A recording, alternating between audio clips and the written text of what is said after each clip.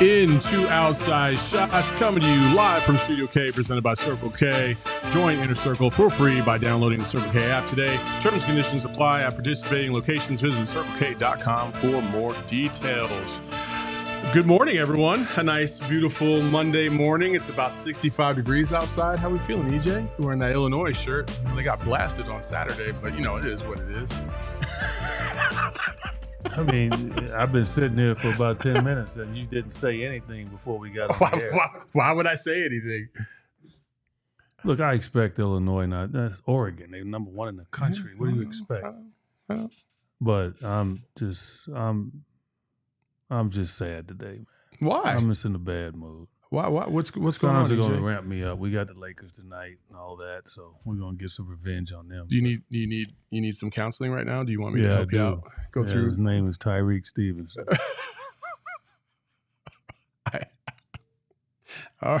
Okay. All right. Well, you've been sitting courtside for three games. Listen, you've been seeing this team play for 3 games now. It's been some good, some bad, some ugly, but I think overall you can feel that this is a different team than it was a year ago. I would say, in my estimation, at least in terms of like, it just feels like it's not as much of a grind through these first 3 games as it was last season. But that's just my opinion from what I can see from the outside looking in. You're right there. You tell me. 82 games. Not going to go 82-0. You're going to have rough stretches. You want to limit those. You look up at the end of the year, instead of 49 wins, which we saw the struggle last year, right? We saw the struggle. We saw the fourth quarter. Historic. One of the worst fourth quarter teams ever. That's what they would say all year. We saw the turnovers. We saw the injuries. Still won 49 games. 82 games, man. 2-1. A rough schedule. I don't know. Probably the most difficult schedule of any team so far to start the season. First 5 games. And so they got to continue it again tonight against the Lakers. And I like what I've seen so far. Just the effort to try to do the right thing. Right, yeah. That's what you do. And again, I'll go back to lack of training camp. You don't have a ton of time together. So where they are, I'm very excited about it because I know 10, 15 games from now, it's going to be really fluid. Hopefully we can get our shooters in place, even though we're shooting the ball well. But, Grayson Allen, obviously he's dealing with the personal matter with the new child coming into the world, and I get that. Damian Lee trying to round himself into shape. Suns are shooting the 3 ball extremely well, and actually their 2 best 3-point shooters basically are trying to get rhythm and one trying to get in uniform. So I feel real good about what's going on. I've really liked this season so far, and I know they blew the big lead against LA, and that kind of ruined a lot of things for a lot of people. And even after game 1, the Suns barely get by the Clippers in overtime, and people just panic. I mean, sheer panic, talking about this is no different than last year's, the same team, and blah, blah, blah, blah, blah, blah, blah, blah, blah. Like, it's been a game. And also, by the way, I don't know if you've watched the Clippers play other teams, but they're damn good on defense. And they're a really good team, despite the fact that they have Kawhi Leonard missing and they don't have Paul George from a year ago. Sometimes when you remove some players, and I'm not saying this is the case, but well-coached teams are always going to find a way to compete, and the Clippers are a well-coached team. So the fact that everybody was trying to crap all over the Suns because the Clippers played with a lot of effort, and defensively they've always been a matchup problem for the Suns. Like, I didn't take too much stock into that. I was actually very proud of the fact that they came back from 10 points down in the fourth quarter with under 5 minutes left to go, because that's not a win they would have had last year. They got that. And then to come back and play very good in the first half against the Lakers and then melt away, then those old feelings started to come back. But then you get to Dallas, the back-to-back, and the way that they played from beginning to end was probably the best game of basketball I've seen the Suns as a brand play in probably a couple years. It just felt really solid on both ends of the floor from start to finish. Well, they didn't give in. And against a team that could really go on a 20-0 run on you, right? They did not give in to the little mini runs that Dallas Mavericks employed. They didn't give in to the just unbelievable offensive skill set of Luka Doncic. Then Kyrie got hot. I mean, it was just that combination, right? And Klay knocking down threes will devastate most teams this year. Mm-hmm. But the Suns defensively held in there. They went to their strengths. They took advantages of their matchup, and that was Nurkic. They went small, and Nurkic made them pay a price. And that's what you have to do. You have to pay attention to the matchups, and if they're going to go small like that and Nurkic is going to be out there, you got to use them. And that's what they did. They continually fed him the ball. I thought that stretch for Nurkic was the difference in the game. It kept us in front. And again, they're learning. Like, this is not a brand new team, but it's a new team in regards to guys in the rotation, right? So we got rookies in the rotation. We got two different point guards. We got Devin and KD now after a long season and in the playoffs trying to take over point guard duties. Now, they don't have to do it as much. I thought they got caught in that trap against the Lakers in that second quarter when they were up 22. And they got caught up in that, and the turnover started to happen. But these are all learning things that, you'll understand and you'll get better with. And I don't know if people realize it, but in that fourth quarter against the Mavericks, the ball was in Tyus Jones' hands most of the time initiating plays. And so that's what I like, because he's not going to turn it over. Monty Morris is not going to turn it over. And I just thought that what I was seeing out there, I was like, okay, they're starting to understand this. They're starting to understand rhythm and making sure to make it difficult for a team to catch up and all of those different things. Now, I know people, with the Clippers, I just want to comment on that.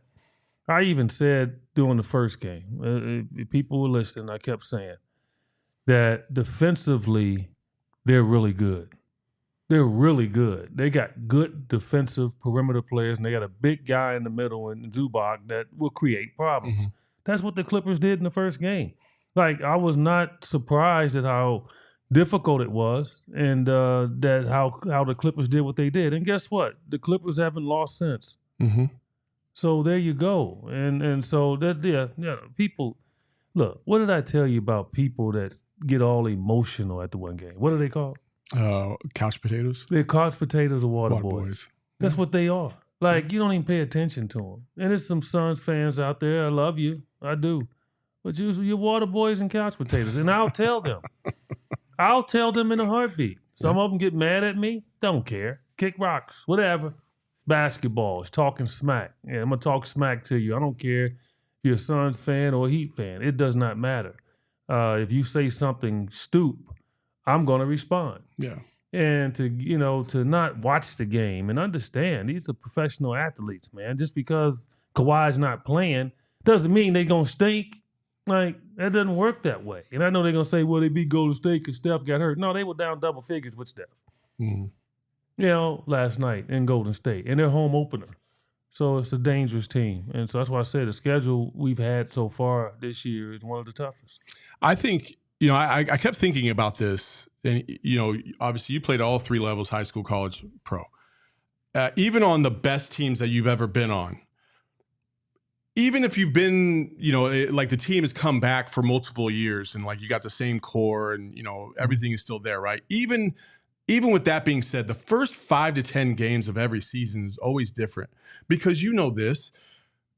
Players just act a little differently in games than they do in practice or in preseason games. Like there's a little bit of an adjustment, not only to the style of play, but also mentally. Some guys, I don't know, they kind of minimize themselves when the clock is on, or they try to make themselves bigger than they actually are when the clock is on. And there's this adjustment period where things just got to kind of settle down and everybody gets their balance and everybody understands and feels comfortable in their role. And then you can really see what a team for what they are. And I think this is a perfect example of that. Like, yeah, the starting five for the most part is the same minus Tyus Jones, but there's still an adjustment period for these players to kind of calibrate themselves and get to a point where they feel comfortable no matter what. And it's not comfortable in like, do I know what the play is? It's the feel, the chemistry. How many times have we seen Nurk like throw a pass? Like the other night against the Mavs, he threw a pass because he thought Devin Booker was going to make a backdoor cut, and he didn't, and it went out of bounds, and that was a turnover on Nurk, right? Like those small little things that will get better as time goes on won't be as prevalent as they were last year. Last year, it just felt like it was 82 games of trying to figure this out, and they never could. This year, I just don't feel like that's going to be the issue. I think that this team is going to be able to find themselves a lot sooner than later, and they're already starting to show signs of that, which is promising. Look, I mean, knock on wood, if they can stay healthy, they're going to win 50-plus anyway. They should have won 50 last year if they'd stayed healthy. I mean, the big three, what they missed together, about 30-plus something games, and they won 49. You going to tell me that you can't add 10 wins into that? That would have given them the best record in the West. Like, people don't understand how quickly it can turn, right? So, you know, that made me have a flashback of a Hail Mary. But anyway, how difficult things can turn, man. And we saw that last year. We saw that last year. We did. We saw it on a consistent basis. We saw double-figure fourth-quarter leads.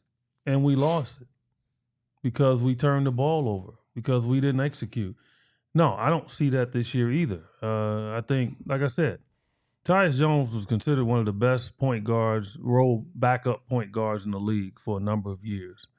And nobody ever said that he shouldn't have been a starter. He just happened to be on teams that had, maybe a big-name player in front of him. Now he has an opportunity, decided to come here. And I think, 10, 15 games in, I think people are really going to start to see how good this kid is. And then more importantly, that he can score the ball. I think he's kind of hesitant. He's caught in between. I get it. You got Devin, you got Brad, you got KD. And you say, why am I shooting when I got those three? I get it.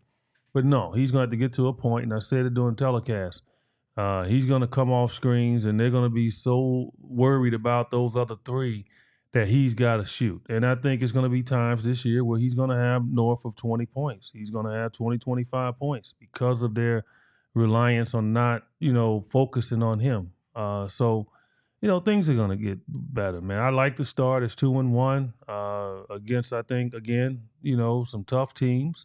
And you still got to play the Lakers and the Clippers again this week. So it doesn't get easy. I love the scheduling gods putting LA in back-to-back weeks to start the season. But, hey, it is what it is. Yeah. And I like I said, I think, and we'll get to Ryan Dunn here in a second a little bit more too.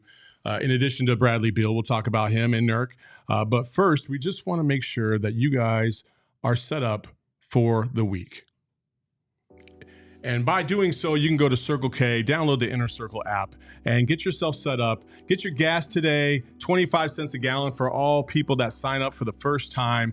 25 cents per gallon, I should say.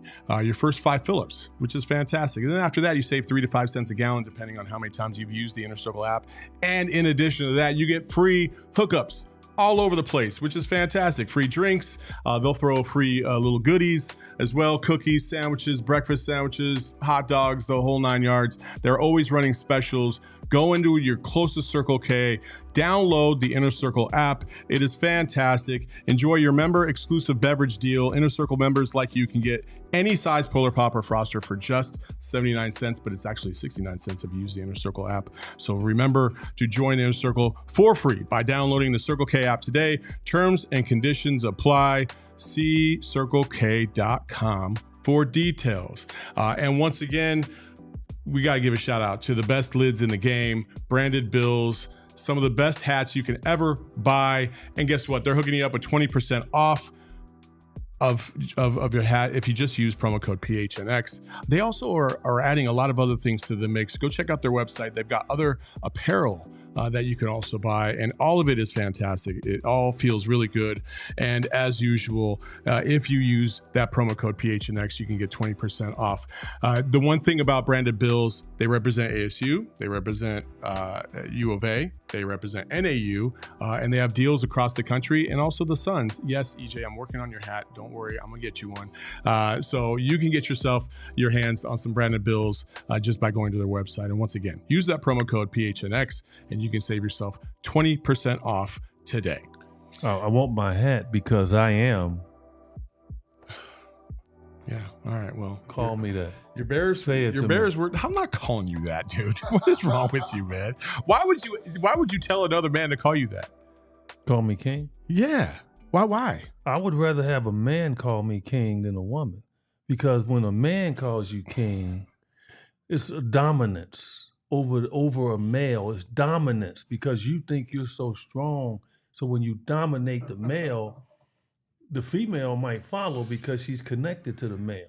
You get it? So I dominate you first. You're weird, dude. I don't even know where to go with that. All right, let's talk. Let's talk about something else. Told you I'm in a bad mood. Let's talk about something else that was weird. The energy coming from Stephen A. Smith off of the game one after the Suns had beat the Clippers. It's just like I'm tired of it. I'm exhausted from it. He went on a rant about KD once again in leadership and blah, blah, blah, blah, blah, blah, blah. Here's a little 30-second clip to give you a little taste of what he was talking about in case you missed it. Ability you have to peel out of others.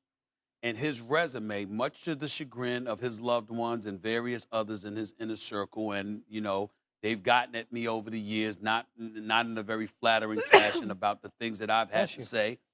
And I accept it. That's what comes with the territory. I got to call it like I see it. I think Kevin Durant is one of the greatest talents this game has ever seen. Agreed. I think that, you know, what he's done for the game of basketball, the ambassador that he is for the game of basketball, is to be applauded. But the flip side to all of that is that he's been relatively leaderless. He's been very lacking in inspiration in terms of peeling out from those around him whatever you can give him. He'll show up. And here was KD's response. In a tweet, basically Kevin Durant said, "I would disagree, Stephen. I would argue passionately that my intangibles have always been on par with my talent." And this is what I'll say about that. Kevin Durant is a very complex individual when you're looking at him from the surface, right? I've never met Kevin Durant, but he seems to be the type of person that has introvert traits, right? He's kind of quiet to himself, reserved kind of guy until he gets excited about something. As we saw against the Mavs, how he was pretty hyped up. He got everybody fired up. We love that kind of Kevin Durant, right? But you're not going to get that every single night because he's pretty low key. He does his job. He goes out there and he scores as one of the greatest scorers of all time. This is where Stephen A. misses me. You took one game to jump on his back. And if you watch that game specifically, he was mic'd up by ESPN. You could hear him audibly, like cheering on teammates, getting on guys, like being a leader on the court. What the hell are we talking about after one game? That was just a microcosm of what ESPN and Stephen A. has been trying to do. They've been trying to go after this clickbaity type of BS. And with Kevin Durant, they couldn't even wait to get that out because they were ready for it. They just assumed that he wasn't going to be a leader. But he was in that game. And he has been through 3 games. Like, I don't even understand it. It's so over the top. It's so, you know, a lot of the KD fans will tell you till you're blue in the face, until they're blue in the face, that the media is against KD for whatever reason. And like, I don't agree because I don't feel like any of us are against KD. I mean, I love KD. I think he's awesome. But when you see stuff like this, you definitely feel like there's some type of a bias or some type of agenda against somebody like that. And that's just absolute dog crap. I mean, you look excited, huh? Man, I'm just, listen, man, KD is always defending himself. And I know there's other people that try to defend him, but, I got a mic. See, I stopped myself. You like that, Shane? I got a mic and I got a camera. And I feel like somebody needs to absolutely understand that every year isn't the same. And Stephen A. Smith should be better than this in terms of trying to dogpile on somebody who hasn't even done the thing that he's trying to convict him of. I love your passion. I love your passion. It shows leadership. The biggest mistake that people make sometimes, and I've learned this over my life, is like I said, I was taught leadership by a guy named Rich Kelly, played it in the league for about 12 years, Stanford grad, smart dude, kind of strange, but not in a negative way. But he taught me about leadership. Kurt Rambis had a conversation with me. Kurt probably won't remember it. That helped me with leadership in my career. It's different types of leaders. That's why I'm shocked that Stephen A. wants to keep going there, because just because he's a loud leader doesn't mean everybody has to be a loud leader, right? Mm-hmm.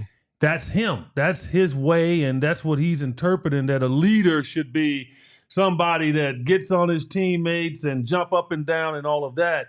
That is not true, Stephen A. You should know that. I know you go around and you speak. I don't know if you give motivational speeches or you give informative speeches. There's different types of speeches, right? So maybe your speeches are just informative, okay? I know I give both, okay? And I love more to give motivational speeches than I do informational speeches. Because informational speeches, I could probably get away with lying. Okay, don't let me get political. I can get away with lying with an informational speech, but a motivational speech, no, you got to get people's emotions up, right? Yeah. But it doesn't mean that you have to be really aggressive with it. You can have somebody that's very light-toned, and they can get you raised up by their words, mm-hmm. right? And what they say, and then how much you believe in what they're saying, yeah. right? So the only reason I'm saying that is it's different types of leaders. So, Stephen A. needs to stop with this, because he doesn't have to show his leadership in front of your face. You're not important. Like, people that's watching, you're not important in that way. Because the only thing that's going to motivate you when it comes to Kevin Durant, and this is for the fans and this is for the other people, is him putting that damn orange ball in the basket. Mm-hmm. That's it. That's what's going to motivate you. You're going to be at home jumping around. Yeah, that's what you're going to do. Right? So it's different ways to motivate. And he's a quiet leader. He shows by example. Like, I have pushed on him in the past to maybe be more vocal, but since I've been around him, I'm seeing it. I see in the huddles. Like, during timeouts, I'm not sitting over there just looking stupid. I'm in the huddles. I'm looking. Like, I'm looking at players' reaction. I'm looking at the coach reaction. That's what I do. Like, that's my part of my job. And I see him talking to his teammates. Mm-hmm. I see him up in the huddle paying attention. And me as a player, if you're Ryan Dunn and you're watching that, you're like, oh, okay. Like, during a timeout, like, you don't see KD away from the circle around the bench, like, into his own conversation. He's actually looking in. And he might whisper and tell somebody, that's leadership. Like, that's sports leadership. It does not have to be on camera. It does not have to be combustible on the court. You don't have to have all this emotion, slinging your arms and doing all of that. You don't. A lot of people accept leadership different ways. So Kevin Durant is a quiet leader, okay? Now, let's say on the other side, say maybe Bradley Beal is more of a, an emotional leader. You got different leaders on your team, and you stay in your character and how you lead, because if all of a sudden, for instance, Tom Chambers, who I played with, like, Tom Chambers had a scowl on his face all the time. Mm-hmm. And a lot of it wasn't like meaningful in a negative way. You know, it wasn't. You know, it's just the way he was. And once you got to know Tom, you understood it, right? And so, like, Kevin Johnson was the same way. But it's a balance to them, right? Like, it was a great balance to Kevin Johnson. A great balance. Like, he can give you that look, but then he can kick you in the behind like, yeah, good job, right? It's a balance. Like, everybody has a balance. And I think KD does have a balance in his own way. So Stephen A needs to back off of that. Like, you know, he doesn't have to be rah-rah, man. Everybody can't be rah-rah. That's fake. Like, we see fake right away. Like, you got, we see that right away. Be yourself and be a leader within yourself. And Stephen A's out of line with that just because he, you know, the way he's made his money, and good for him. I mean, he's ridiculously good at what he does. He's a loud leader. You're loud. That's you. That's your makeup. Everybody's not like that. Not everybody's like that. Yeah, I can only hearken to my own experience. I believe it or not, am an introvert. I don't really like to talk if I don't have to. I'm kind of like reserved for the most part. Mm-hmm. And Eddie could vouch for that, because when we go to like a party or something like that, I'm pretty much to myself. Yeah, think you own something. Yeah. And I don't think people realize like how much energy it takes for somebody that is not very much like an extrovert to harness that energy to talk and scream in points where they don't need to, right? Like, you reserve your energy for the opportunities that matter more. And so when KD's on the court, that's his arena. That's his forum to be able to do whatever he wants to do, talk however he wants to talk. And then behind the scenes, in the locker room, is this other forum, right? Like, and that's the great part about leadership. There's so many different ways to lead. And Stephen A is looking at the most obvious ones on the court, but behind the scenes, why do you think Kevin Durant is one of the most respected players in the NBA? It's not because he's an a-hole. It's because he treats people with respect. But his work Quincy, on the court, too. Look at Quincy Olivari, okay? Yeah. That's a perfect example. A guy that damn near 95% of you don't even know anything about. But when the first time he meets Kevin Durant and Devin Booker, they are like, hey, we're familiar with game. We watch you play. Like, we love your game. Good luck. Keep grinding, whatever. That little part, that little quip is leadership, even if he's not even on his team. But that provides respect across the league because these guys are familiar with each other. They love the game. They consume it. And they want to lead these young guys into the future. And I think that's what's happening on this team with Ryan Dunn and Oso. I guarantee you that's what's happening behind the scenes. And that's the part that Stephen A. Smith just is never going to get. He wants to see the rah-rah stuff. And I'm fully in agreement with you. Like, I could care less if you're going to be that rah-rah guy in warm-ups and stuff like that. What are you doing when there's 2 minutes left to go in the game and people are needing to be held accountable? Like, are you going to be that guy? No? Then shut up and sit down on the sideline because it ain't your time. And Kevin Durant is definitely built like that. Well, the other part is, like, again, as I said, it's different forms, right? The dude's he's a gym rat. He's been in shape his entire career.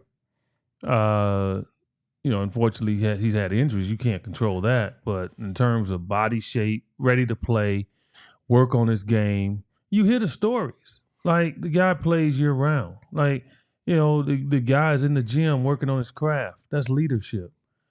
Like, that's leadership. Like, I can argue that Stephen A, as good as he is, and I don't know if he does this, but I can just say this, like, and if he's doing it, then this lack of leadership. Like, because he knows his craft so well, and he knows that if he shows up late for first take, he's not going to get fired, or he's not 100% prepared and he makes a mistake, he's going to be still good.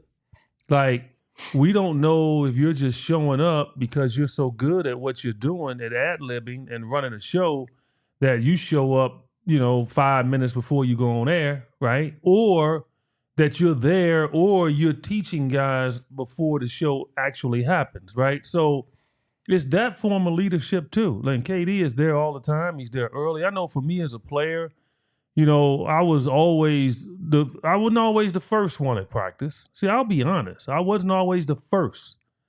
That disappoints me. I wasn't the first. That disappoints me. But here's the killer.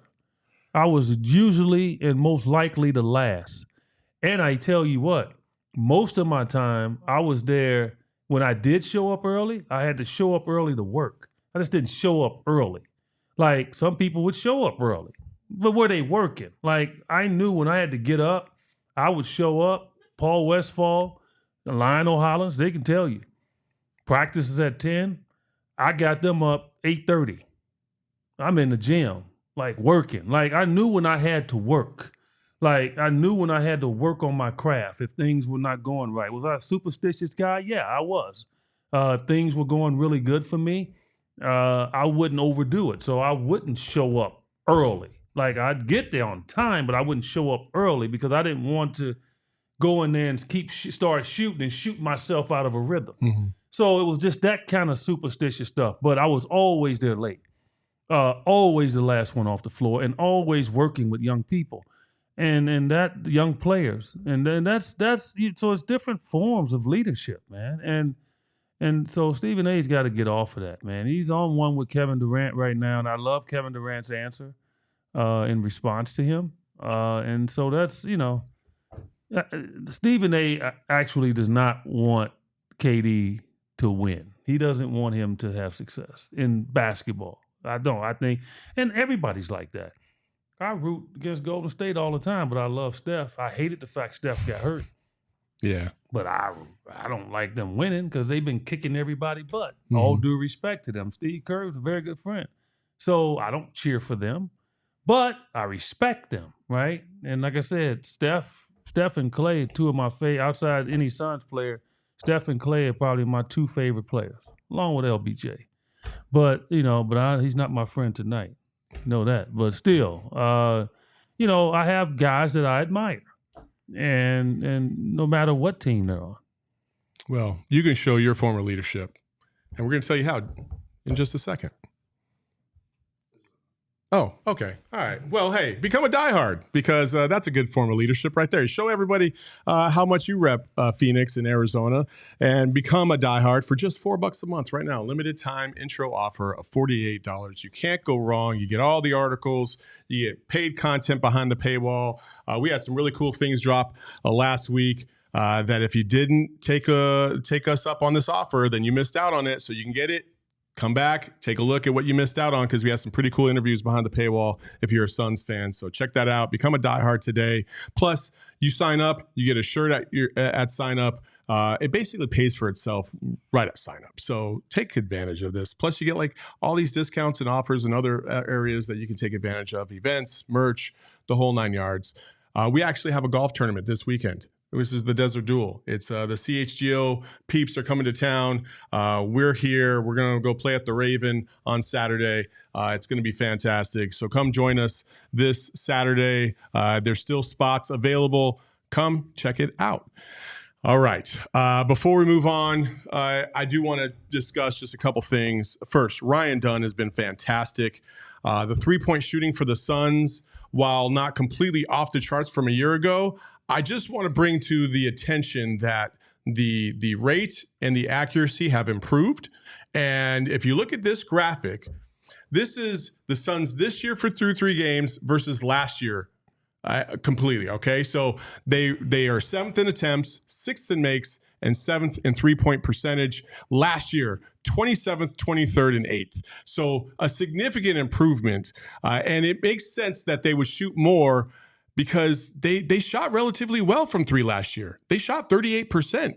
And this year they're shooting 40%. So you got to love where the Suns are on that pace. And I go from Ryan Dunn to that and back to Ryan Dunn because the number one thing about Ryan Dunn was that he couldn't shoot the 3 at a high clip because he only made 12 of them in his entirety at Virginia. He's already made 6 this season. He actually leads all rookies in three-point makes already this season. Ryan Dunn, defensively, we already knew he was a dog. He has continued to prove it. But that shot, man, and the way those shots are coming, you sent me a clip that our own Stephen Pridgen grabbed and socialed out, and it was just a catch and shoot in front of right in a defender's face, and it was cash, and it was nice to see. He also got a dribble handoff pull up, And he's just doing this in ways that I don't think a lot of us expected right off the bat. No, because of what we heard. Yeah. Right? So draft night, we heard that, right? He's a good defender, but he can't shoot. Like, we heard that all night. He can't shoot. He needs to work on his shot. I mean, Summer League didn't help. You get all these shot gurus, man. You stay in your lane. Stay in your lane. I remember watching him in the Summer League. I was doing my radio show there, and I saw him shoot. And he didn't shoot that well in the Summer League, but I don't look at that. See, some people look at the result. That's their problem, right? Okay. It's not about looking at the result. It's what happened to get you to the result. Like, I wasn't born 6'8". So don't look at me and like, oh, that's why you a basketball player. No, I was a basketball player because I learned to navigate living in the inner city of Chicago. I slept with my basketball. I didn't do drugs. I didn't hang out. I went to school. I listened to my coach. That's why I made it. Not because I'm 6'8", right? So they're looking at Ryan Dunn and they're like, he can't shoot. I'm not looking at Ryan Dunn because of that. The first thing I noticed about this dude is he not scared. That's the first thing I noticed. Like, in Summer League, I said, oh, this dude not scared. Like, most rookies, you can tell, a little intimidated, don't know, hesitant. This dude is definitive, man. And he looks it. Like, and KD talked about it. Like, that people got to understand that. That's the first thing you notice. Like, I don't look at the misses and the makes. Because I know if you work on your game, it's going to improve. So I just look at his demeanor and not passing up shots. He missed 2 in a row one preseason, and he got the next pass. He shot it again. Like, it's that what I want to see. Like, because that right there makes you trust him when he's on the court with you. Like, the hesitation, like, guy missed 2 shots. Next time they get it, they don't even want it. I don't want to play with a dude like that. Like, that's the dude that gets you beat because you're reactionary to the situation. So if he gets 2 shots and he misses them, but he gets another one and he's wide open and he passes it, then I might get a 3-second violation because I'm looking for shot. Like, so it's that part that this kid has, and that's why I've said, even before he's been shooting lights out, I told people during the exhibition, I said, this kid's the real deal. Like, and he is I don't want to say it too many times because he is still young and sometimes rookies get caught up in what they hear. But he's the real deal, man. Like, this is a major find because this kid, they told him he couldn't shoot. Would you think he couldn't shoot as many times as he shoots? I mean, this dude catches it and shoots it. Like, the form was always there. Forget the form. I'm talking about the act of shooting. I mean, like, before you even realize the form, he would shoot it. Like he gave you an idea that he's got good form because it was no hesitation. Like, it was none of this. Like, he goes for it. That's a dude I would love to play with. That's a dude that you like. I look at that. That was me.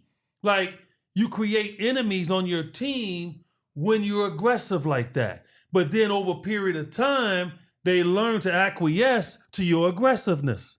You kind of wheel them in. Like, they get used to it. Like, that's how it was. I remember me as a young guy. I would catch it, shoot it, go for it. And I had older guys on my team, all of them. They were like, to me, they like granddaddies. I mean, they were all in their 30s, right? I'm 22 years old, right? And they would get on me. Spud, that was my nickname. Spud, you just shoot it all the time. You shoot. I said, I was respectful. I didn't go back at them. They'll say that to me. Next game, I shoot that damn thing again. And they finally got to a point where they said, okay, this fool ain't changing. This is him. So now we're going to acquiesce. And that's what that's what KD was talking about when he said, man, the fourth quarter, that dude came off and without hesitation, he went up and shot it. And it went in. That's confidence, man. Like this kid he went at Luka the other night. He didn't back down. Luka's an unreal talent. He's gonna make anybody look silly. That kid didn't back down. Like that's what you want. That's what I see in this kid. So forget about the great shooting right now and all that. He's gonna go through his ups and downs with that. No.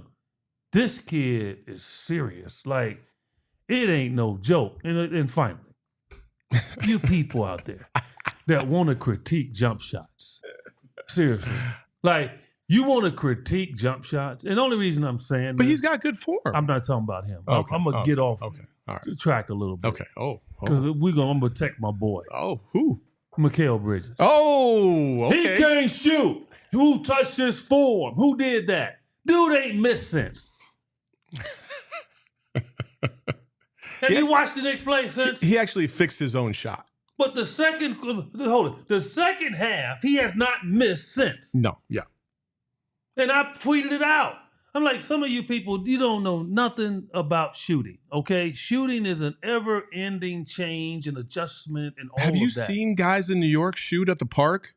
Come on, man. They don't. They take it to the rack almost 100% of the time because they can't shoot. New Yorkers can't shoot. I don't know if you knew that or not. Rucker Park, you can't shoot at all. Not shooters. Don't critique shooters. Don't try to critique shooters because you can't. Just come ask me. Okay, I am very good at shooting. Those triple rimmed freaking hoops out there. I can tell. I'm just laughing at all these people ripping on Mikal, man. That's protecting my boy moment, man. Right, I mean, come on, man. I didn't see that one this coming dude, today. come on. But they would have done it to Ryan Dunn. Yeah. That's the point. Oh, yeah. They couldn't wait to critique him and get on his shooting. We heard it in the summer league, though, when he struggled a little bit. They like, he can't shoot. That kid, look, does he have a different type of form at the end? Yeah. I mean, he kind of releases it real high where a release should be here. I get it. Look, not as high, but you know what? It works for him. Just like Reggie Miller's ugly release worked for him. Jamal Wilkes. We can go on down the line. Mikal doesn't have a pretty release. Larry Bird didn't have a pretty release. A lot of players didn't have pretty releases. You know, Klay Thompson's got one of the most perfect releases that you'll see, right? Steph Curry's release is kind of unorthodox. Doesn't matter, man. It's the result of the ball. And Ryan, that sucker's turning, baby. He got good height on it. That sucker's spinning. And you know when it spins, people, okay, when it spins when you shoot it, that's the way it should be. Because if it hits the rim, which way is it going? Well, the trajectory is going that way, but if it hits the rim, it's going to slow it down to keep it above the rim. But where is it going? What direction is it going? This way. No.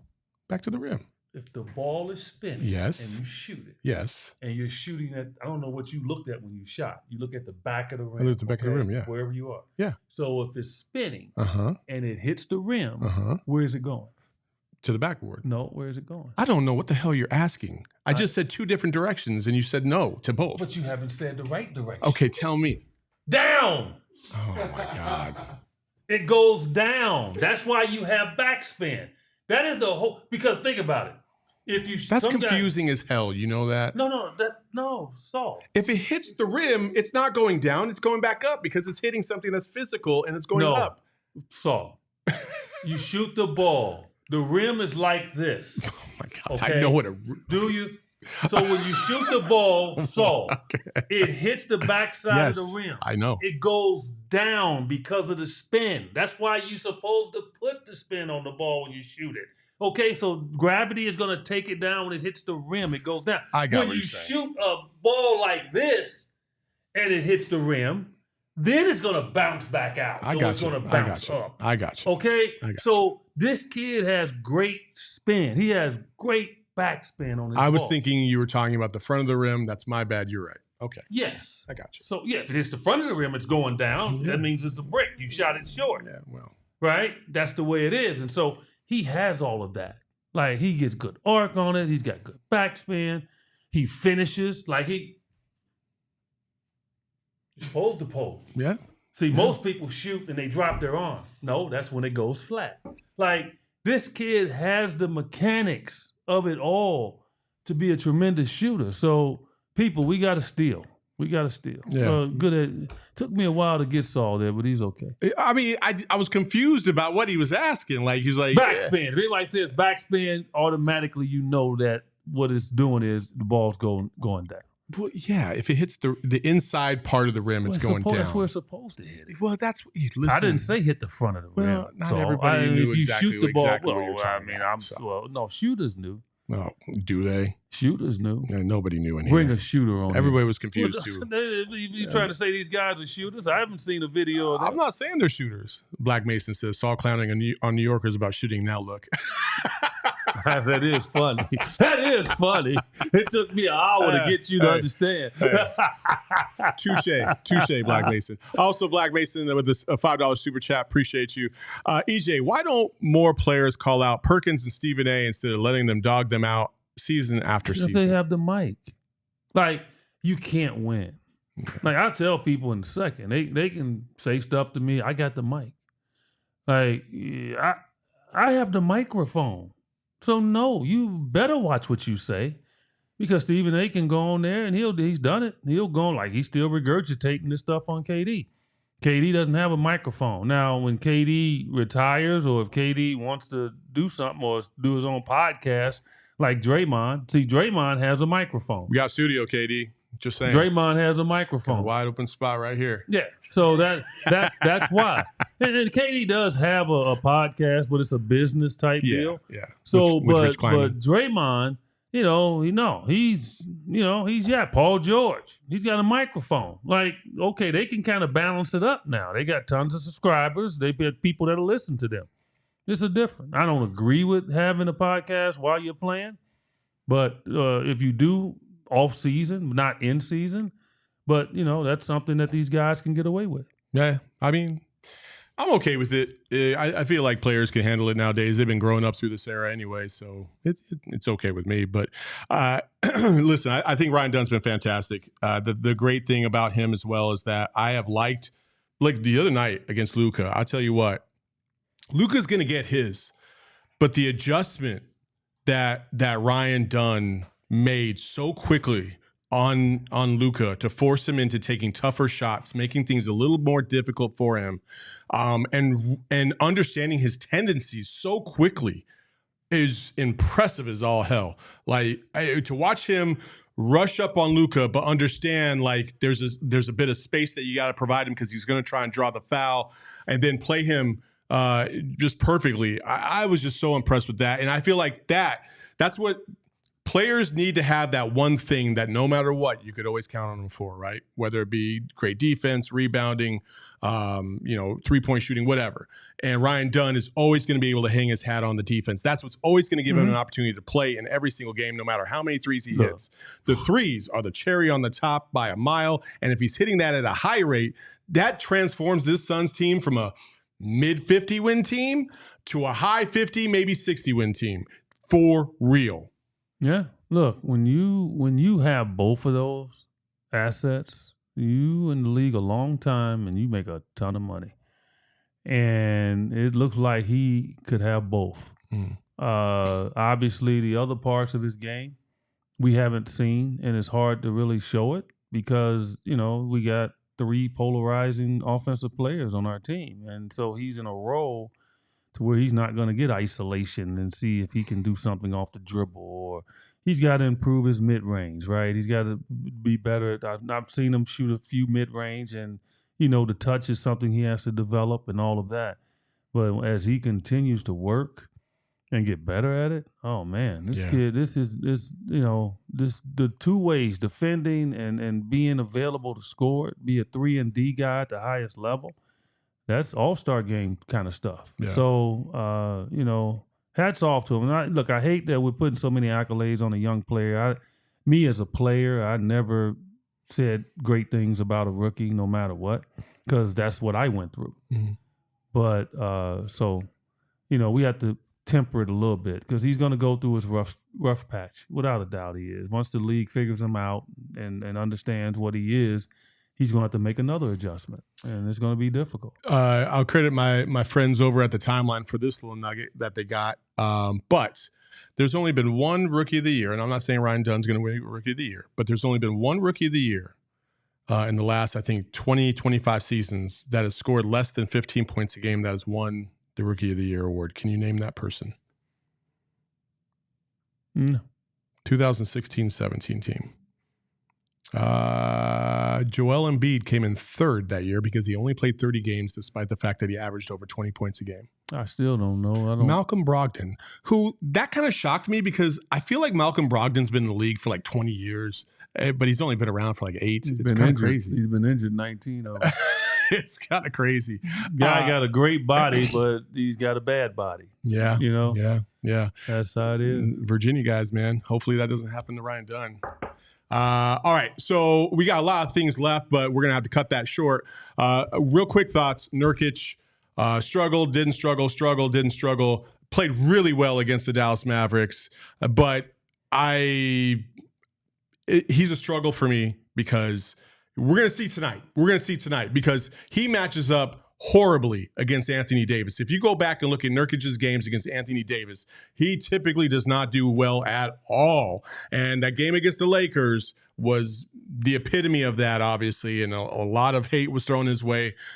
He's got to be aggressive far more than he was against the Lakers in a smart way. I thought he played aggressive in a very smart way against the Mavericks, and he dictated 12 straight points at one point for the Suns. I mean, that's really good. It's a good way to bounce back. He read the tweets. I guarantee you he read the tweets because he's on social.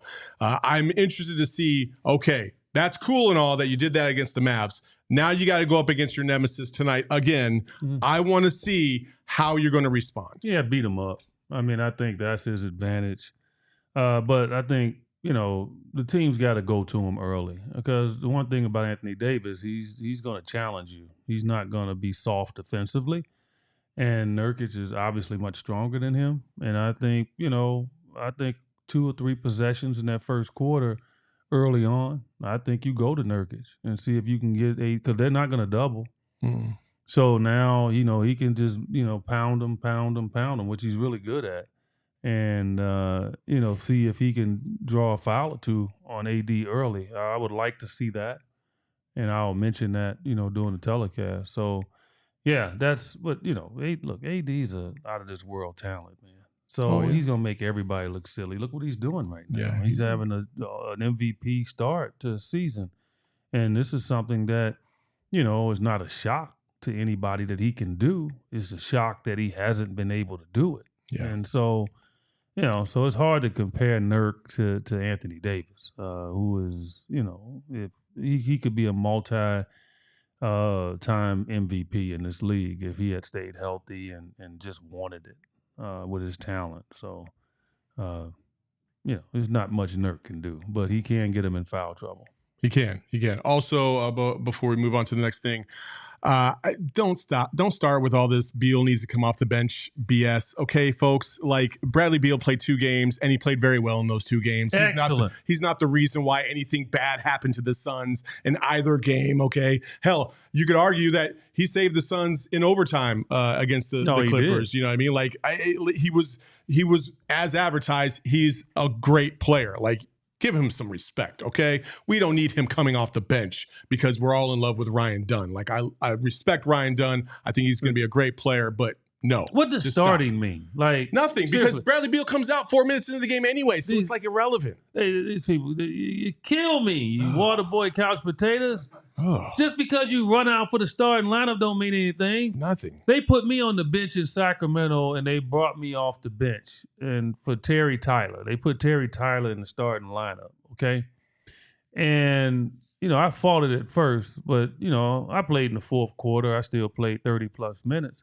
And that's all that matters. Like, all that matters is you do that and you get that. So Bradley Beal has started his entire life. It is a tough adjustment. It truly is. And so if he decides that it's okay that he comes off the bench, it has to be on Bradley Beal, not on you. Okay? Not on you. It's got to be on him. And even if that works. But so far, it's looked really good with Bradley Beal in the lineup. And he can flat out score. Okay? See, the problem is people, if they don't care for somebody or they want something, then they'll jump to the next thing, right? Oh, I know. So if Bradley Beal had started out this year, not shooting well and all of that, then they'd be talking about that. Yeah. Oh, he should come out because he's not scoring. See, no, he's doing opposite of what you expected he was going to do. He fights defensively. He can score the ball with the best of them in this league. He's one of the best scorers in this league. So leave it be and see how it works out. Agreed. Last thing before we go, the Miami Heat unveiled a statue of one Mr. Dwayne Wade. I would love to hear in the comments, and I would love to hear from you, EJ, on this image of the statue. I don't like that at all. I tweeted out just a simple line. Who was that? And obviously it got a lot of responses, and people said, Eddie, that was funny. I was not even trying to be funny. That's how it is sometimes. Like, you're not even trying to be funny, but, it's funny. I don't know who the hell that is. Oh, my God. Like, seriously, I don't know who that is. Like, come on, man. Like, you know what it is, though? Seriously. We live in an era right now where everything has to be on edge. Like just to do a normal face caricature of somebody is just not what you do. It's like the artistic, artiste. You got to be artistic. And, you got to just, put some harshness in it. Van Gogh did that. No, he didn't. You gotta be different. Man, look, whoever did that statue, one or two things happened. Oh. No, seriously. You don't like Dwayne Wade? Or you was drunk. Hey, yeah. Like, you got a problem. Like, you were like at home in your studio, you were high and drunk the whole entire time. Because there's no way you could look at a picture of Dwayne Wade and then do a picture of him on a statue and put them together. Like, it wasn't like you were doing this. Like I'm doing a picture of Saul, and I'm like, oh. Yeah, no. Oh, hey, no. You didn't do that. You basically just said, I'm going to make him look like an alien. Like, I'm going to make Dwayne Wade look like he's a monster. Like the dude that played in Will Smith movie. What's the movie? He's by himself. Remember the guy at the end? He tried to bust through. And he was screaming. You talking about I Am Legend? Yeah, I Am Legend. This is... I actually believe he was watching I Am Legend. It does look like the zombie from I Am Legend. Oh my gosh. Oh, I need that image so bad right now. That's who he was. That's exactly. He was at home high, drinking shots of tequila, and he didn't like Dwayne Wade. He said, I'm going to mess this up, and the Heat going to like it. They'll like it. They're not going to pay extra for me to redo it. Can you imagine Dwayne Wade, like, rolling up with people, and he like, I got a statue out in front. And then the person running around the stage like, where is it? Where's the statue? I only saw one I Am Legend, but I didn't see you. A zombie almost got me outside, so I ran inside the arena, but where's it at? Man, stop. Oh, man. I guarantee you they changed it. They have to. They're going to change that, man. They have to. And that, folks, is another episode of Outside Shots. We really appreciate you joining us. Make sure you follow the show at PHNX_Suns. And, hold on. Oh man! Before we go, we are going to show you a side-by-side of the image. Oh my gosh, Shane is so amazing. That's him. There it is. That is the statue from our perspective. We appreciate you all. Ted Offensive, Amelia. We do appreciate you guys all joining us in the chat. Carlos, the whole 9 yards. Appreciate you, Black Mason. Thanks so much. Enjoy your week tonight. Post-game show, PHNX Suns pregame, post-game show. Make sure you follow him and listen to my man on the telecast tonight as well. Until next time, we love y'all. Peace. Go Suns.